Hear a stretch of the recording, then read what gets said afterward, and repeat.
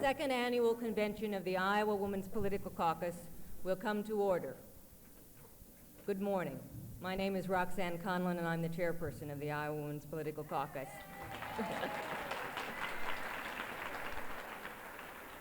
51 weeks ago, we came together for the first time in this room.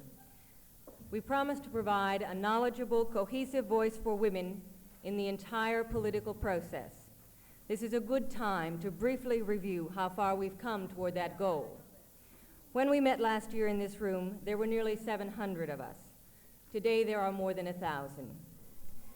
We started with less than 40 and grew to be the nation's largest caucus.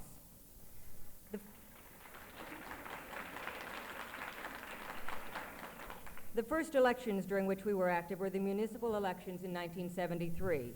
17 people ran who were either caucus members or endorsed by their local caucuses. Of those 17, 16 won.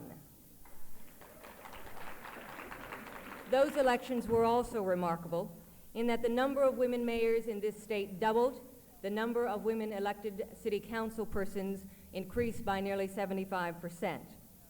We heard from our members that many of them needed to learn the nuts and bolts of politics. We had a 2-day conference in January and brought in experts from across the nation to teach us. From that conference, many women gained the knowledge and the courage to seek political office, and many others gained the knowledge and the skill to help them. Indeed, in this state, there are 32 women running for legislative office. About 75% of those women are members of the Iowa Women's Political Caucus. Hundreds of others are seeking county and township offices. During the last legislative session, women were incredibly successful. With the help of many other groups, we were able to achieve passage of most of our legislative priorities. The legislature equalized inheritance tax so women will no longer bear an unfair burden when their husbands die. It repealed the corroboration requirement for the crime of rape, a requirement that prevented the prosecution and conviction of rapists. And equally significant was the passage of the first law in the nation which protects a victim's privacy. Florida, California, and Michigan followed suit. Housing and education discrimination were prohibited, and the law now requires that the history and contributions of women be taught in our state schools. Eli Whitney did not invent the cotton gin, and the next generation of women will know who really did.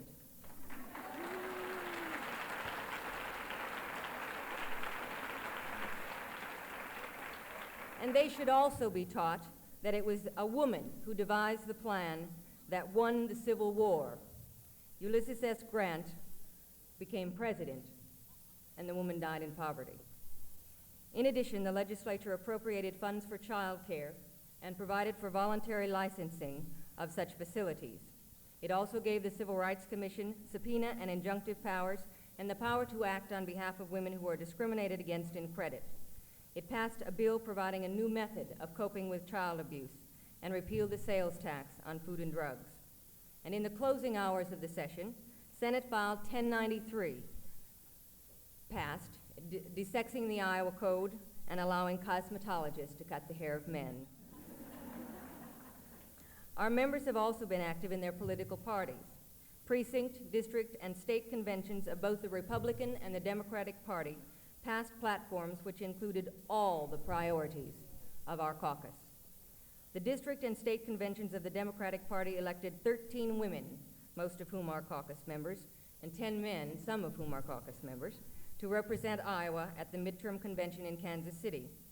In both parties, most of the Central Committee women are caucus members, and Pat Bain, 4th District Committeewoman, was the first woman elected to chair the 4th District Committee. On another level, we tried to get ourselves together organizationally. We opened an office with some other organizations. We have a paid staff person who works for about 50 cents an hour. And in accordance with last year's priorities, we founded the Iowa Women's Caucus Research and Education Center and secured a nonprofit tax-exempt status from the Internal Revenue Service, a thing not easy to come by. That means if you give money to the center, you can deduct it from your income tax. Some work has been completed, some is in progress, and we are seeking funds for other. And last and best, One of our founding members, a convener of the Iowa Women's Political Caucus, was selected to head the National Republican Party.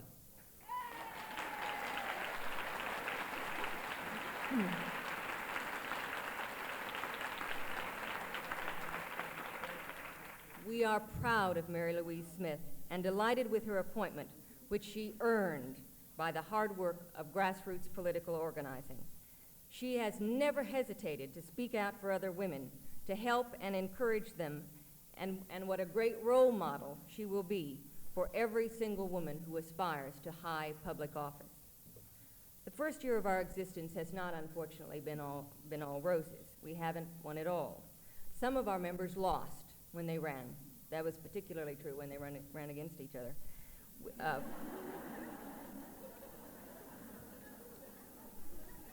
We couldn't get the legislature to put teeth in the education discrimination provisions.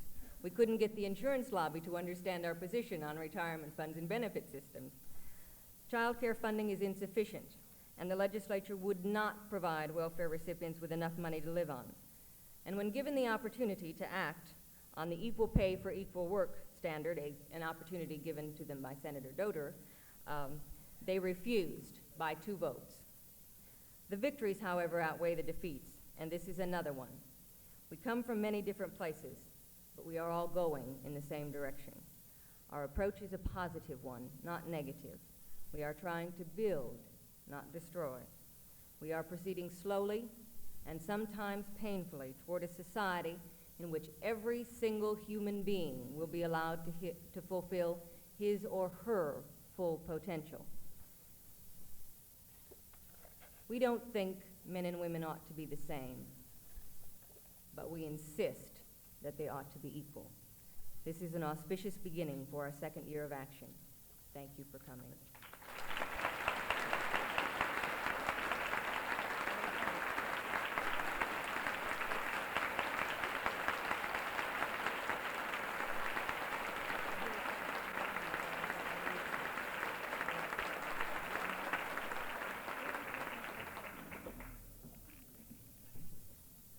It's indeed a great honor and pleasure to introduce to you Iowa's junior and soon-to-be senior Senator, Dick Clark, who will give a few opening remarks.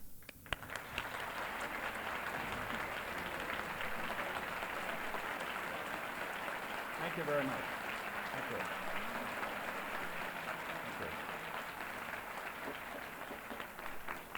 you. Thank you very much, and welcome to Ames. I was very pleased to receive the invitation to address this convention and delighted to share the platform with so able a colleague as Congressman Abzug. And Bella, we're delighted to have you in Iowa and very proud to have you here.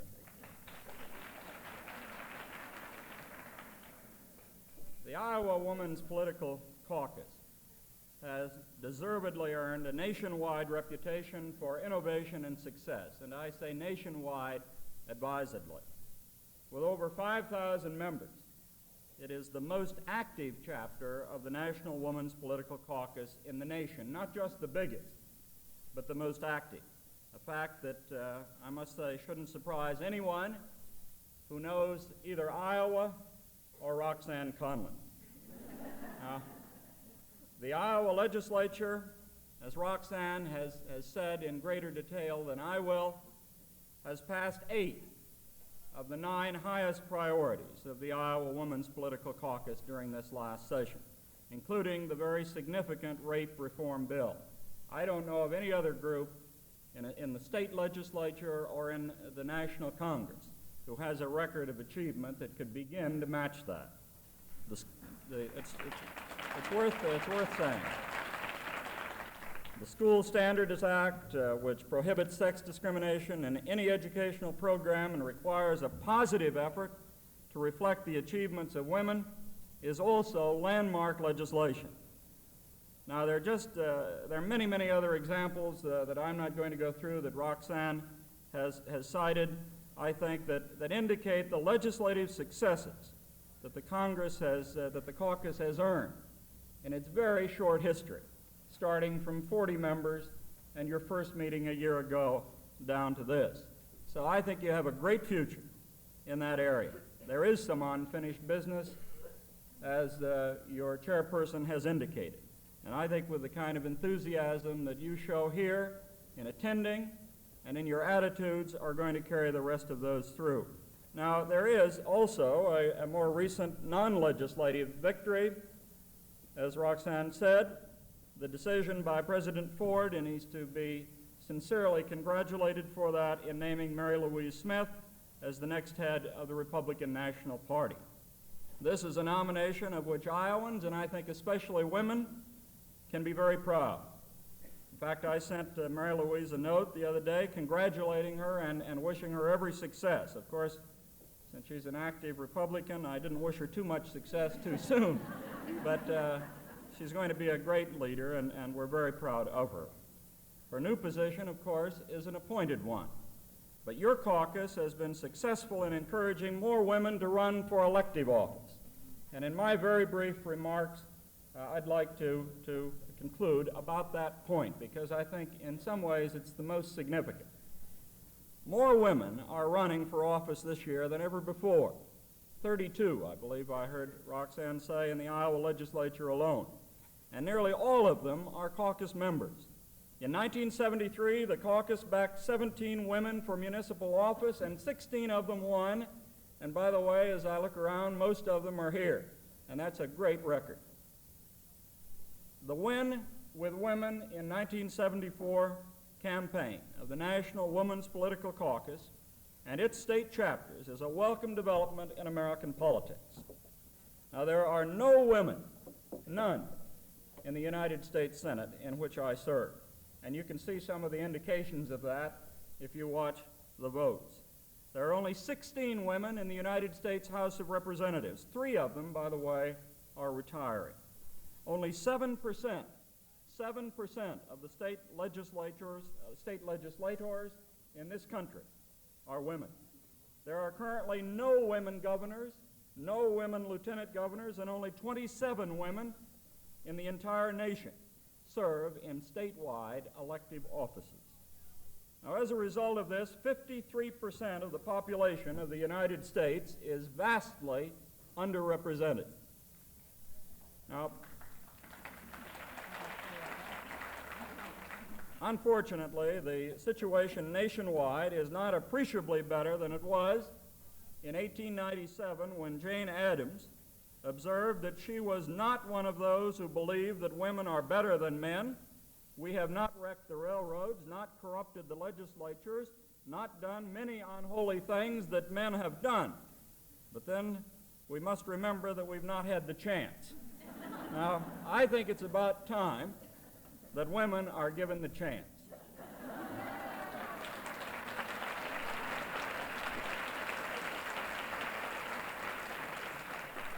The fact is that Bella Abzug does an excellent job of trying to represent 53% of the women in this country, but she needs some help.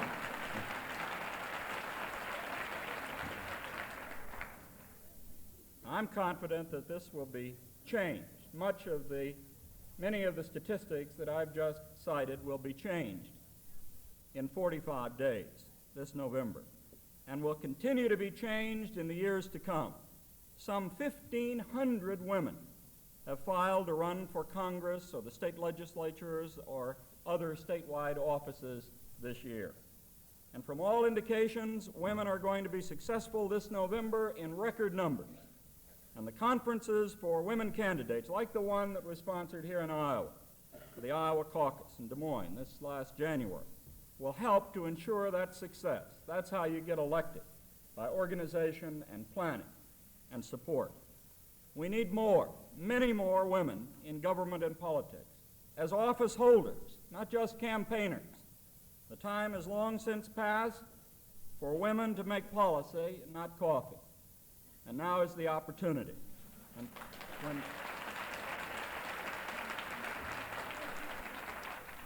it's clear to all of us that women have unique perspectives and talents to bring to elected and appointive office, whether in the individual states or in Washington. I think Sissy Fahrenhold summed up the entire situation very well earlier this year when she said The time has come for all of the unqualified blacks, unqualified Chicanos, and unqualified women to join all of the unqualified white males who have held elective office in this country.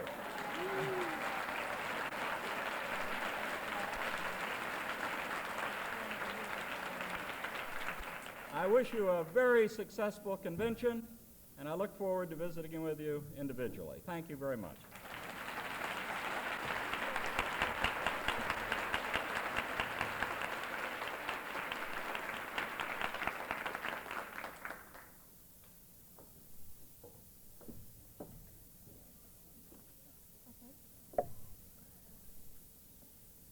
Our keynote speaker is one of the few women in politics whose name has become a household word, and not just in the kitchen.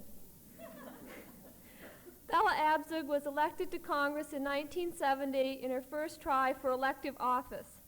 She is a graduate of Hunter College in New York, where she was president of the student body and obtained her law degree in 1945 from Columbia University, where she was editor of the Columbia Law Review. After obtaining her law degree, she became involved with labor law, tenants cases, and early rights cases. In 1961, she helped to organize Women's Strike for Peace and became its national legislative chairperson. In Congress, Bella has acquired a reputation as a tireless worker, skillful in the complexities of the House rules, and as a forceful and eloquent advocate of urban priorities, peace, women's rights, mass transit, environmental protection, senior citizens programs, and aid to Israel. She has one of the highest attendance records in Congress and consistently wins 100% ratings on her voting record from Americans for Democratic Action, the League of Women Voters, and the League of Conservation Voters. The Ralph Nader Congress Project described her as a remarkable, serious, and highly articulate member of the House. She is a member of the House Public Works Committee and Government Operations Committee, where she has worked on the Freedom of Information Act and is an opponent of government secrecy and government data banks that accumulate personal information on private citizens. On one of her subcommittees, she has been investigating programs to deal with drug addiction, a major problem in her district. Congressman Abzug is also a leader of the women's rights movement. She is one of our founding mothers and has served as the chairperson of the National Women's Political Caucus. She is currently a member of its advisory board and has been a member of NOW and the Women's Action Alliance. On August 26, 1973, which was proclaimed by the President as the Women's Equality Day, is the result of congressional enactment of a bill introduced by Representative Abzug to commemorate the 53rd anniversary of women's suffrage. Congresswoman Abzug is the author of a book about her experiences as a congresswoman called Bella, Miss Abzug Goes to Washington. Bella, we are glad you have come to Iowa.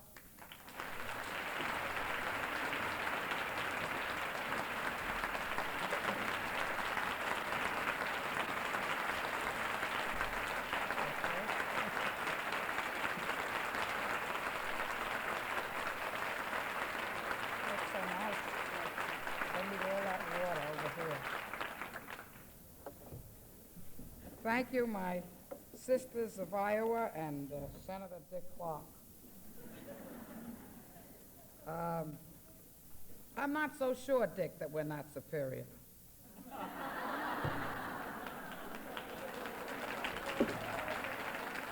I mean, we come a little way since Jane Addams.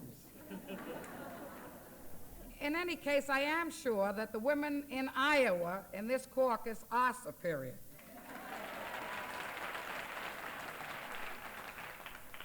I guess it's all that corn you grow here, feeding yourselves and the nation and indeed the world, and I think that may be what accounts for the flourishing caucus and the flourishing electoral efforts and the fact that all the candidates come before you and bow and scrape. I mean, I'm not only talking about you, Dick.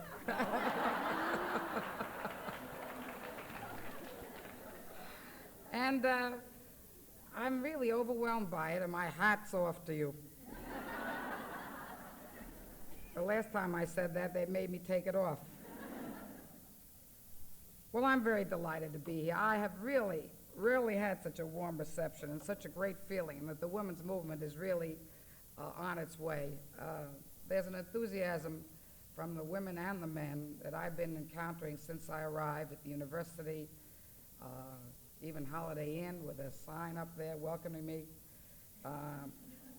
like their feature movie, you know, and all that. I mean, it's really quite beyond the call of duty, and I'm very delighted to be here.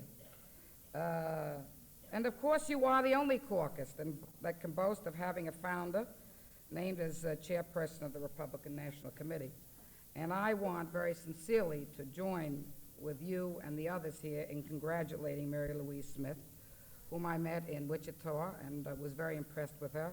And I want particularly to wish her luck among the grand old chauvinists.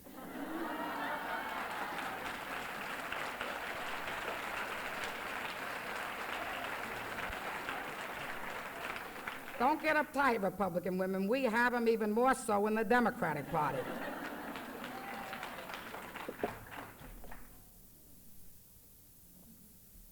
It's complicated here. There's a wire in the way of this water. Excuse me. Well, we've had the vote for 50 years. But I think, as Dick said, 1974 is the year when we are coming of age, politically. Perhaps some of you were at the meeting on Capitol Hill in Washington last October, and it was only last October when our National Caucus's Political Action Committee invited women from all over the country to discuss our role in the 1974 elections. That was when we began to map our Win with Women campaign, and now, less than a year later, I think our efforts have made a distinguished national impression. As a matter of fact, you've had a lot of figures from Dick and from Roxanne, and so I'm going to skip all of that in my speech. This year, 15,000 women entered primaries, except where they didn't say it. I'm going to say a few, okay? And other political contests for local, state, and national office. Actually, that means about a 40% increase over 2 years ago. And what's more interesting is that just as in this state, a surprisingly large number of women are winning primaries.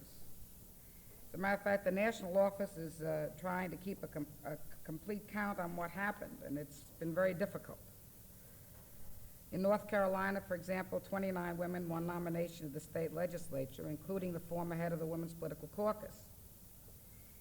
And by the way, we still haven't got the ERA in that state. In Missouri, Doris Quinn, chairperson of the state's Women's Political Caucus, won the nomination for the state legislature away from Howard Hines, who had been the chairman of the committee which had bottled up the Equal Rights Amendment. And 6 other caucus women who ran on ERA platforms also won nomination in Missouri. You may have read that at least 44 women have won major party nominations for congressional seats, and the total may reach a few more.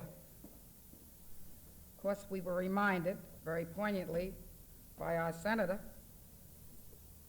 that we only have 16 women in the House, and 3 of them, as he indicated, are retiring. One of them, however, an additional one, which is a 4th one, Ella Grasso, is considered almost a certain winner in the race for governor of Connecticut. So, well, whereas we may lose her in Washington, we may see her in the State House, and she will be a first.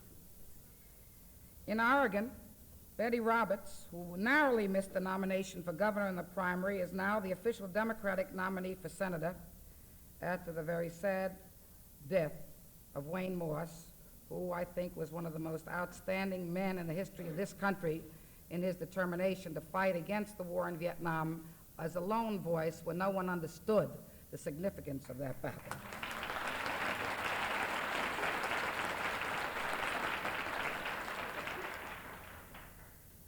And if Betty Roberts wins, and maybe one other or 2, we may finally again break that male stronghold. Some of you have heard me say that an all-male Senate is a stag Senate and a stag nation.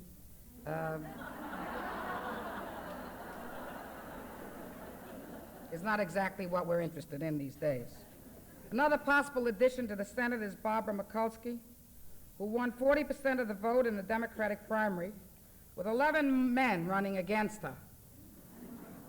Barbara Mikulski is a councilwoman in Baltimore. She speaks for ethnic housewives and working women in the low-income neighborhoods of our city, an important and enormous class of women whom we need in our caucus and whom we are getting in our caucus as a result of our relationship with the National Labor Caucus that was formed of trade union women in Chicago some time ago, which has been one of the most significant national developments in terms of organizing the political and economic power of women in this country.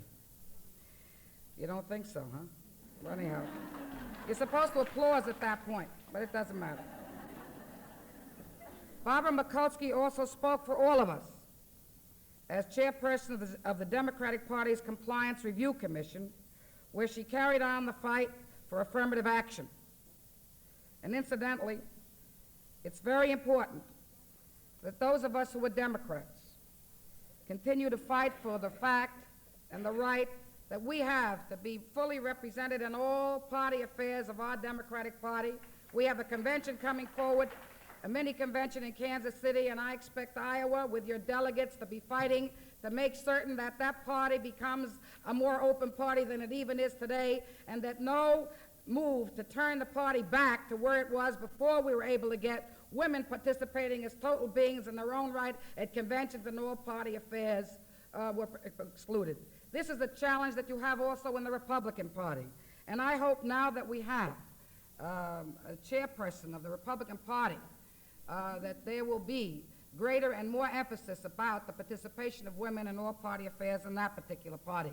It has always been my view that if there had been more women actively involved in the Republican Party, that some of the tragedy that befell this country under Richard Nixon would not have taken place. I think the women in the Republican Party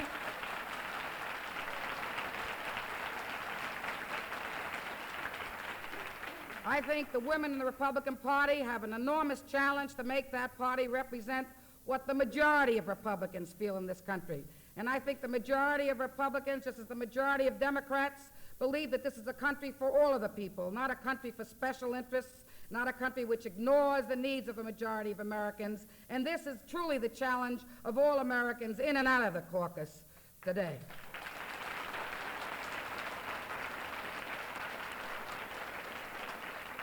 For myself and the Democratic Party, I can say that we, women, do not intend to be set back.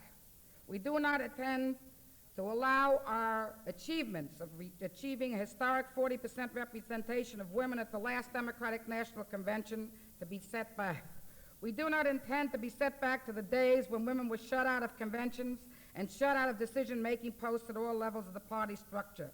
This remains our important goal in the Democratic Party and in the Republican Party. And we also do not intend to be shut out of determining what to do with our own lives by an all-male Senate.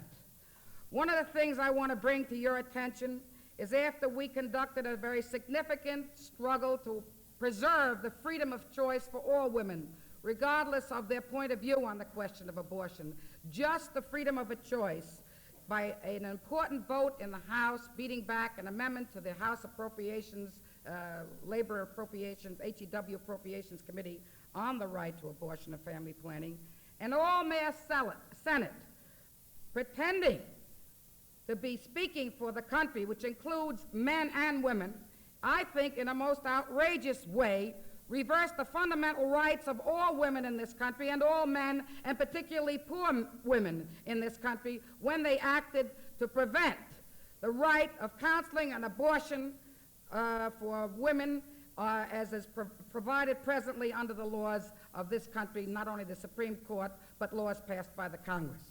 And I want to read to you.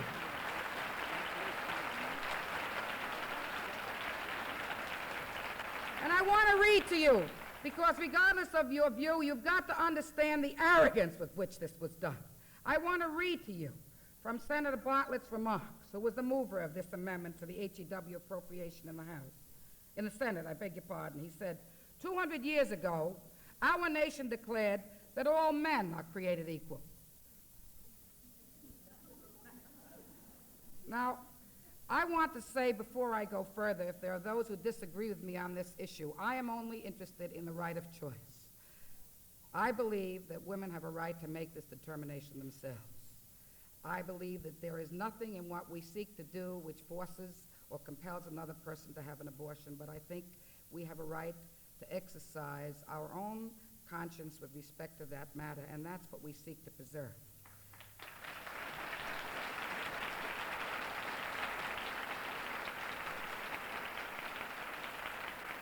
So, said Senator Bartlett, 200 years ago, our nation declared that all men are created equal, and this included the unborn fetus.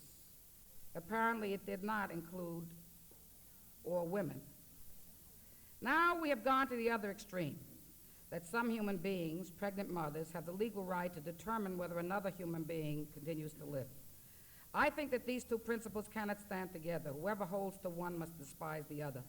In making this vote, we should be reminded of what President Lincoln said, that our ultimate defense is the preservation of the spirit which prizes life as a heritage of all men.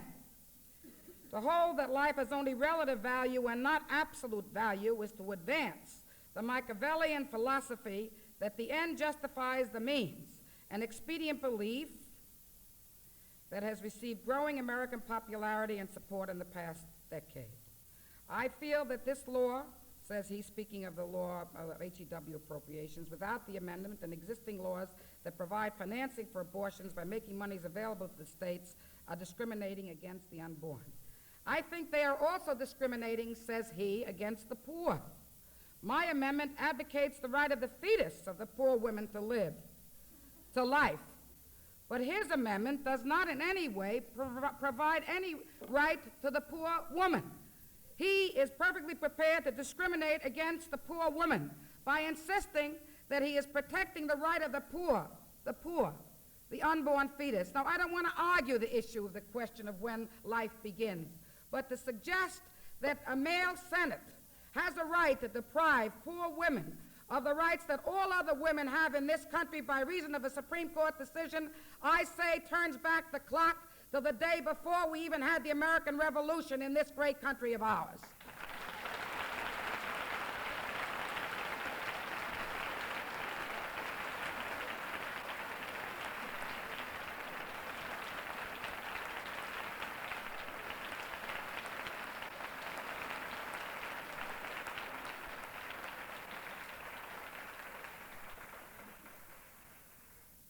So I think that it's time for us to recognize that this country cannot claim itself to be a democracy. This country cannot claim that it will mete out justice, equal justice to all, until and unless there are women in the Senate, there are women in greater numbers in the state houses, women in greater numbers in the Congress, in the city councils, and all the decision-making institutions of our great country. We've had some enormous victories, as I said, in the last few months leading up to the elections in November. But I'd like to talk about one in which I was very much involved, and that is the upset victory of Mary Ann Krupczak, who won the Democratic nomination for Lieutenant Governor of New York State a little more than a week ago. They said it was an upset victory. Well, I wasn't upset. And all of the women in New York State, and I dare say in the country, were not upset. And I'll tell you something interesting. New York, which regards itself one of the most progressive states in this nation, has never had a woman running on a statewide ticket before. This is the very first time. And I want to explain something to you assembled here today in a workshop operation. I want to explain to you what the problems are in this kind of thing. We went first to the liberals in the Democratic Party, and they turned us down for the nomination. We then went to the state committee, which is the regular part of our party. We have a very active party out there in New York. We're fighting each other all the time. So let alone, we don't only fight Republicans, we fight each other. I suppose you've heard about that. But anyhow, I think that's what makes for dynamics in politics, and I never feel that there's anything wrong about that. And they turned us down. And we could not explain to them that this was the year in which the people in response to Watergate were looking for an image of credibility, were looking for an image of capable people who had not come out of the routine special interests and machineries that have created far too many men in our political arenas. That they were looking for a credibility and an honesty and a compassion and a morality in a candidate.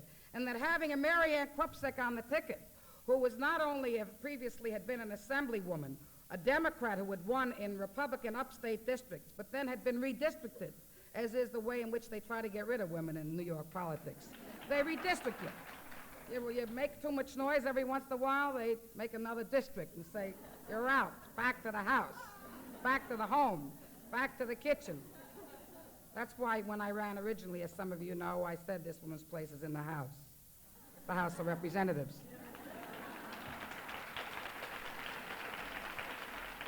That's why one of my daughters said when I was elected, well, thank God we got her out of our house into their house. Sounds familiar, right? In any case, had been then a senator who again won an upset victory, being a liberal Democrat winning in a Republican district. She was an upstater. Most of the people who were nominated were downstaters. We needed to have a very strong total personality on the ticket politically in order to win. She was overqualified for the job.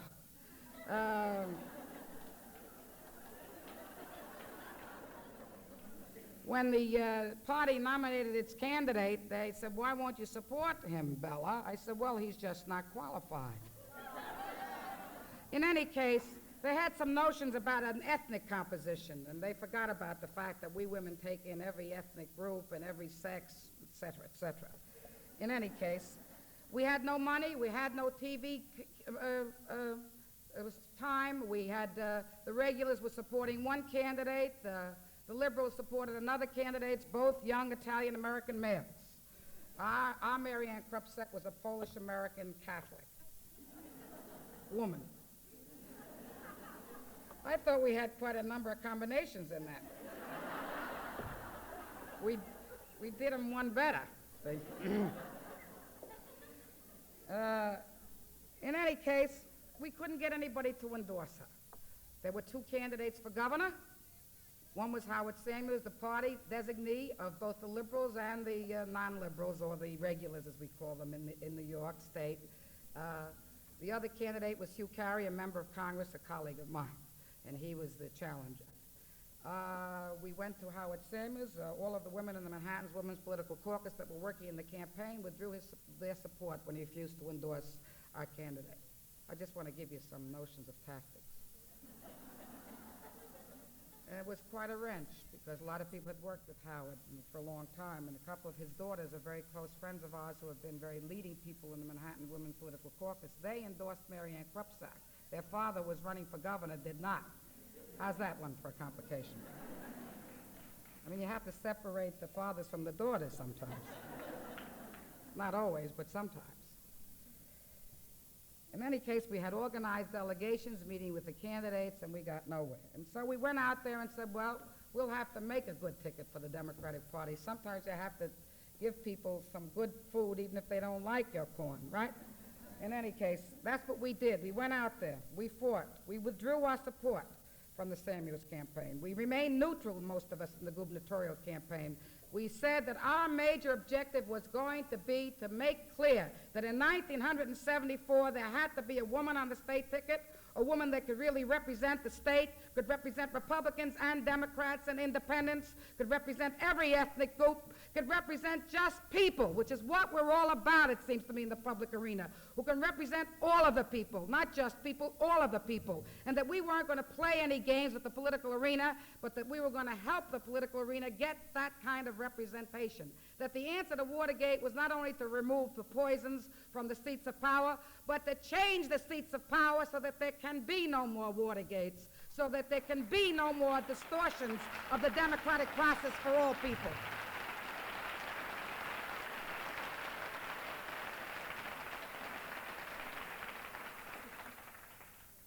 Anyhow, we spent about only $70,000 in a statewide campaign. We won. Unfortunately, Howard Samuels lost. He was the candidate of the party. And he admitted in print last week that he had made a big mistake and that he should have run with Mary Ann Krupsack. I feel sorry for Howard. I think he was a good candidate. I hope Hugh Carey will be a good candidate. We now have a ticket that I think represents all of the people in New York State. For the first time, 53% of the people can identify with somebody that represents them. And she got an astounding vote from the men and women in New York State. In that theory on which we started our campaign of Win with Women in '74, I think was proven completely true. That there was a hope and a desire on the part of people to bring in something new and fresh, somebody who represents a diversity in this great country, somebody who can speak out and speak for all people and to all people, both urban and rural, because Mary Ann Krupsack's district is urban and rural, who can speak to Democrats and Republicans, to liberals and conservatives, and that's the kind of candidate I think we now have. And we think that Mary Ann Krupsack's victory will be duplicated in November, and that she'll be an important factor in carrying our whole slate to success in November. And that's important because her victory demonstrates, as I said before, that there is such a thing as a woman's vote. It also demonstrates that in this post-Watergate year, we're going to be able to see many changes in the political arena which are going to make a difference for all Americans. Our problem, however, is to get the male political leaders to arrive at the same perception. Apparently, you've done very well at it. At least they act as though they perceive it here. It's beginning to sink in, but only a little bit, you know. Last December, when we had our luncheon to kick off our Win with Women campaign, Speaker Carl Albert and Gerald Ford, who was then vice president, both felt very duty-bound to stop by and tell us how important the ladies were.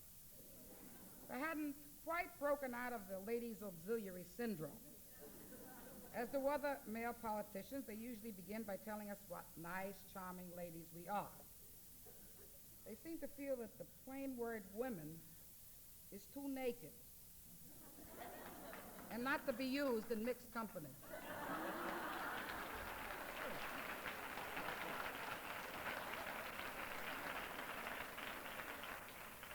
Then they told us we're important and that they need us in the political process.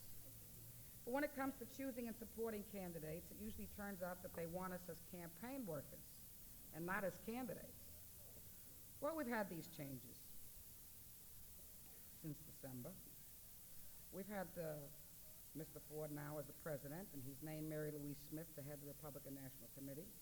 He also gave public recognition to the importance of women by stating his support for the Equal Rights Amendment and by inviting the 16 women members of Congress to the White House to witness the signing of the bill that Di had introduced designating August 26th as Women's Equality Day. In contrast, Richard Nixon had also signed this bill, which I had introduced the year before, but he had done it in total secrecy.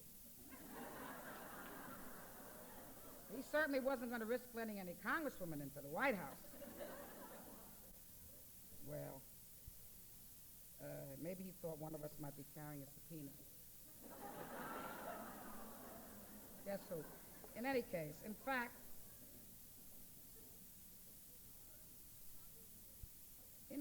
I think that may be a symbol of the new order. I mean, before a certain thing happened, which lasted exactly a month. We have to make certain that the gesture is not a token gesture. We went there for a bill signing. There was no opportunity for the women members of Congress to talk with him or to exchange views on any issue of importance to us. He smiled at us. Some of you may have seen the picture. Some of us smiled back. I've been criticized all over this country for smiling back. So you see, I have to... Okay, that was it. Anyhow, a few weeks later, however, another important step took place by Mr. Ford. He went all out and he invited representatives of every women's group to meet with him. Representatives from our caucus, from NOW, the League of Women Voters, WHEEL, the Business of Professional Women, Hadassah, National Council of Negro Women, the Daughters of the American Revolution, the Women's Auxiliaries of the American Legion, and Veterans of Foreign Wars. It was a very broad spectrum.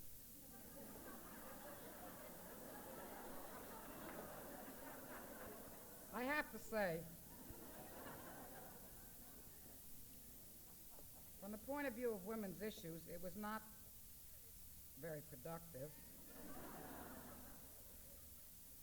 I didn't say reproductive, you did. He repeated his support, however, for the Equal Rights Amendment, and I consider that a very significant thing.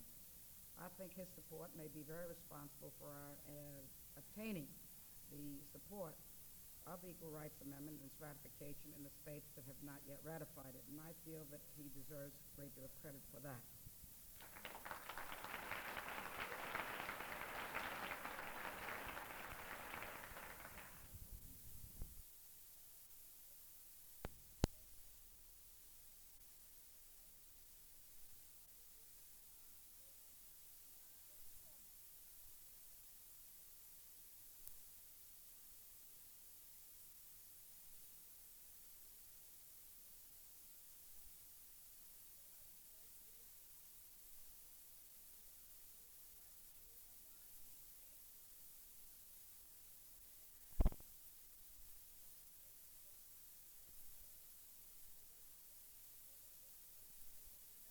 Of child care programs, which to a good number of us was no surprise because he had consistently voted opposed to the child care bill and sustained President Nixon's veto on that issue, as he has also voted against many other social programs. On abortion, of course, he waffled and left that issue to the states and to Mrs. Ford. And of course, he urged us all to become personal inflation fighters, to tighten our belt. Green belt. You know, I have a daughter who has a green belt. You know what that is?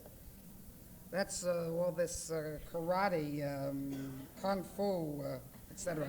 Anyhow, I suppose we have to tighten all of our belts, whatever they may be, including our chastity belts, I suppose. I don't know. I don't really feel we can fight inflation, you know, by tightening our belts. And certainly in the great state of Iowa, you wouldn't want us to tighten inflation by buying less food for our families, right? Okay. Or by passing up pay raises. As you know, women who work earn 56% of what men earn. And he asked for names of women whom he could appoint to high office. By the way, we're still waiting on that one, except for, I think, Shirley Temple, right? We need more than vague comments and hints that women are under consideration for appointment to high executive and judicial posts. I doubt that any knowledgeable woman believed for 1 minute that anyone in the White House was seriously considering nominating a woman for the vice presidency, although we were supposed to be grateful and honored by the alleged thought. Now, I want you to know that this is not a partisan comment that I'm making. I want to say this particularly to the Republican women. We've had as bad a deal on this issue with Democrats as we've had with Republicans. That's what brings us together in the National Women's Political Caucus. And we have to be able to criticize and make the same demands, as you all know. So, I mean, I object to all these great events that take place in which they say, well, we're talking about a woman, when everybody knows that there was no one woman at any time under any consideration for vice president. And maybe it's just as well, because why should we take vice president, right?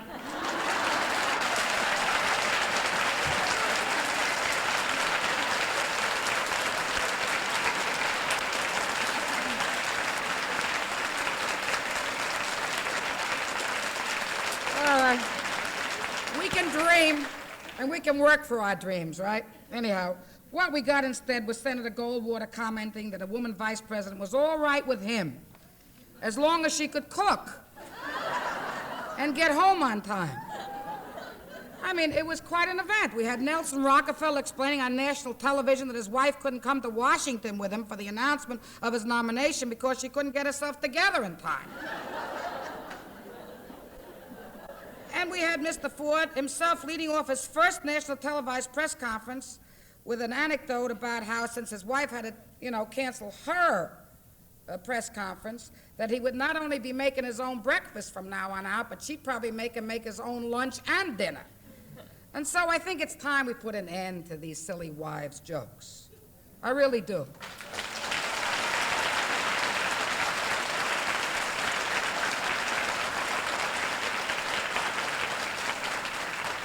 And I think that what we're trying to do generally in the caucus is to also to put an end to politicians who tell silly wives' jokes. I mean, we want to get elected so we can tell some silly husband's jokes.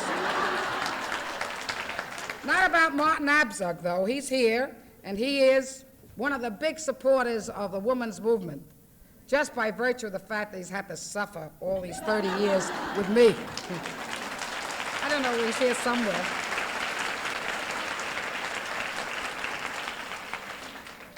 Oh, we have a lot to do. And the moral is we have to do it ourselves. No one is going to hand us political power. That's why you understand where you're going, as Roxanne said. We have to organize for it, we have to work for it, we have to win it. We have much consciousness raising to do, not only among men, but among women. We have to learn about the basis of political campaigns and the basics. We have to follow our instincts. We have to say, okay, if you don't want us in the party, we're going to force it on you. We're going to make you look good, even if you don't want to. And as long as women continue to work in that way, we're going to make a difference.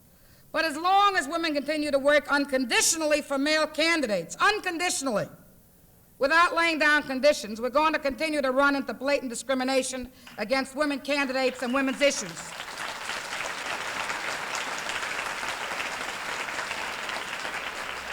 Some of you may have been at the Wichita caucus, some of you may have read about it, but I made the suggestion in June that local caucuses get much tougher in their tactics, that they give priority to working for women candidates, provided, of course, that they agreed with their stand on issues and considered them effective candidates. We're not interested in sponsoring ego trips. You know, we want women who are going to be able to fight out there with us. I suggested that women not give their free labor to help elect more men without getting the quid pro quo of male candidate support for women's issues and women candidates.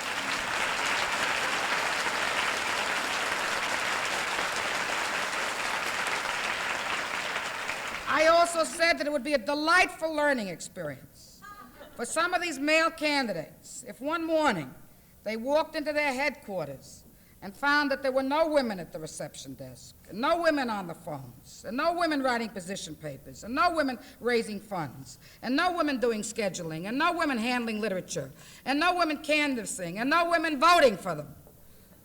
Well, that suggestion, even here, you see, is tough. But it was widely reported in the press, and when I returned to Congress a few days later, a lot of my male colleagues were not exactly enthusiastic. In fact, they were quite upset. Sharing doesn't come very easily. And the fact is that unless they double the size of the House of Representatives and the Senate, which is not likely, some of the men now sitting there will have to be replaced by women. We've got a few years to go yet.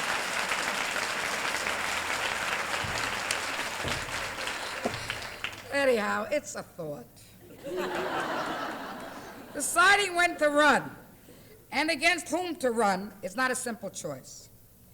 The easiest race, of course, is when there is no male incumbent, when a seat is open and the others running differ with you on issues.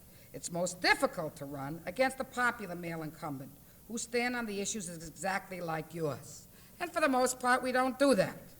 But there may be times when that must be done too.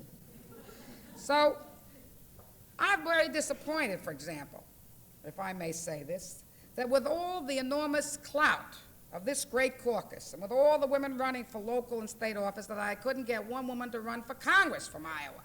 It would have been great, believe me, to have one of you sitting out there or standing up there in there with us in the Congress. We need you, so think hard about it from here on out.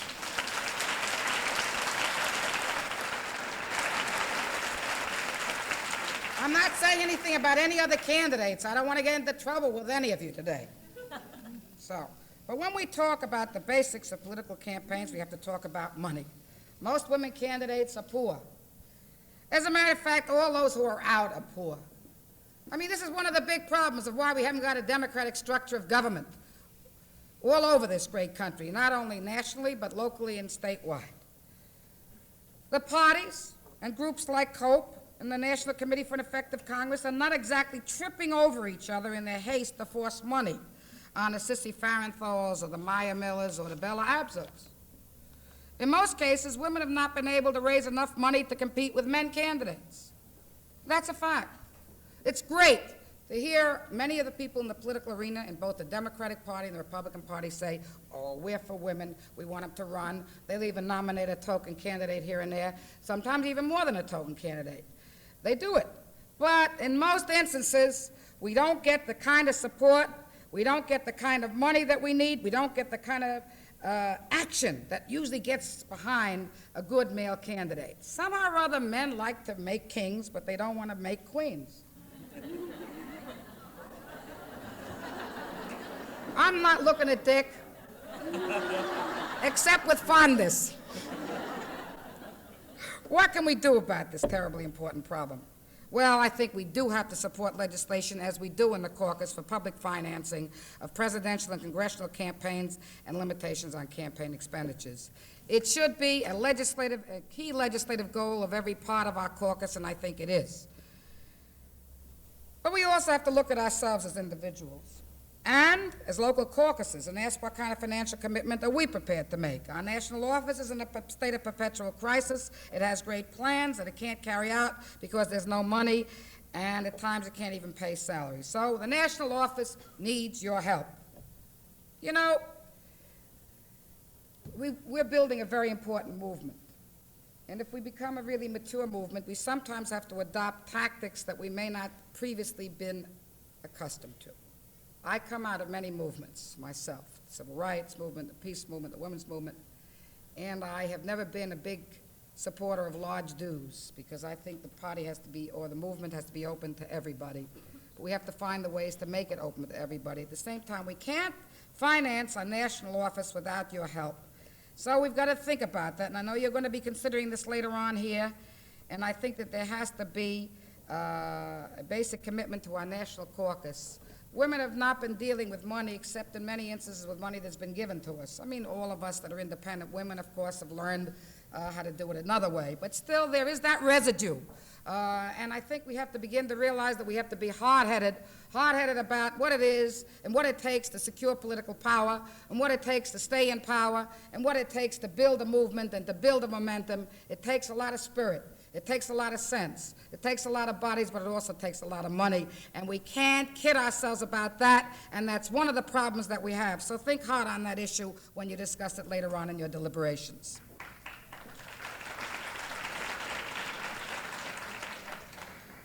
Well, I think we will be helped in our work if we keep in mind our long-range perspective. Yes, we want to elect more women to office and other decision-making posts.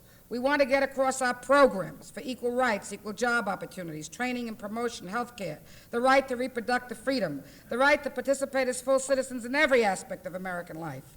We can't do that in a vacuum, because what we want to do basically is also to change our society and make it a better place for all people, for men as well as for women and children, for minorities, and for all of those who have been neglected and deprived in our society. I have often said this, and I'll say it again. We don't want to replace an elitist, upper-class, male, white power structure with an elitist, upper-class, white woman power structure.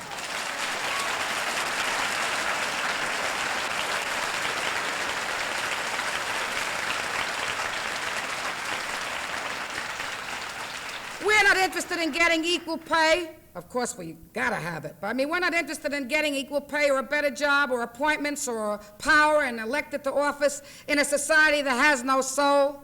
We are not interested in having a struggle against our own discrimination if we can't be sure that we're making it work for all of humanity. We fight against the sexism, yes, but we must also continue to fight against racism. We must fight against poverty.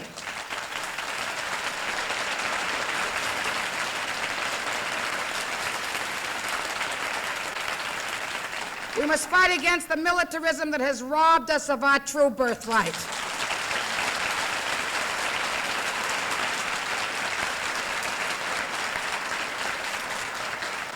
Our nation is going through a terrible ordeal at the moment and a crisis of leadership, and we have to face that no matter who we are.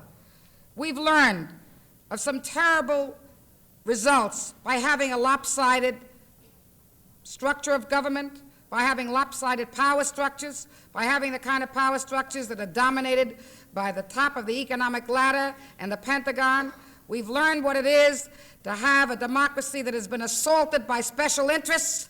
We are the antithesis of that, whether we're Democrats or Republicans.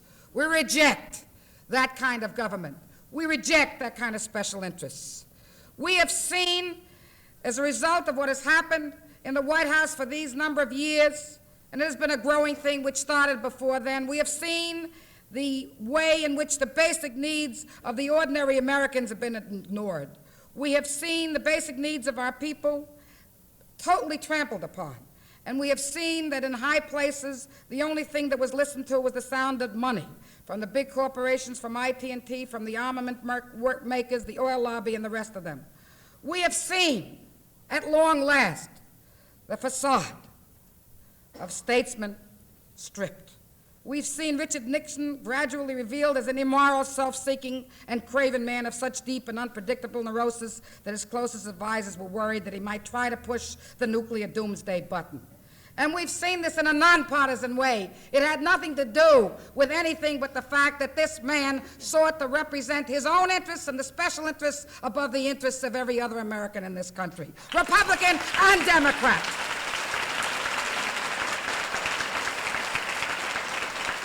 We've also seen a lack of leadership in Congress and in the White House as inflation grips our country and plays havoc with the living standards of the middle class, of the working people, the poor people, the elderly people, and women, of course, and young people who all over this great country are finding themselves, together with minorities, in very serious state of unemployment.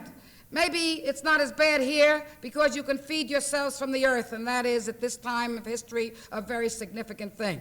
Because those of us who can't feed ourselves from the earth are out there struggling in the supermarkets, are out there struggling to feed the families of the poor and the working people and even the middle class. And we don't know how we're going to continue to be able to do it.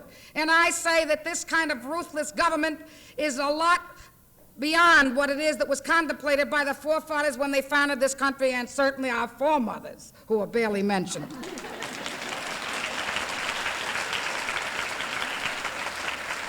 And we regrettably have also seen that an all too brief honeymoon with Gerald Ford after a shotgun marriage ended in an unpardonable pardon, an action that has shattered the hopes of Americans that we did have a system of equal justice and fair play for all.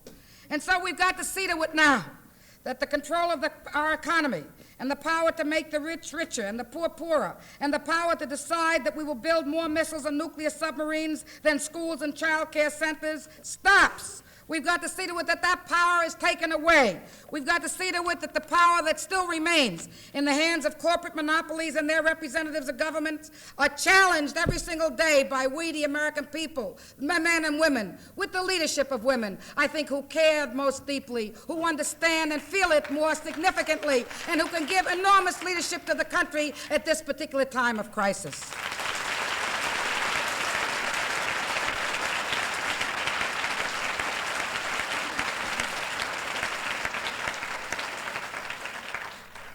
The real lesson of Watergate is that we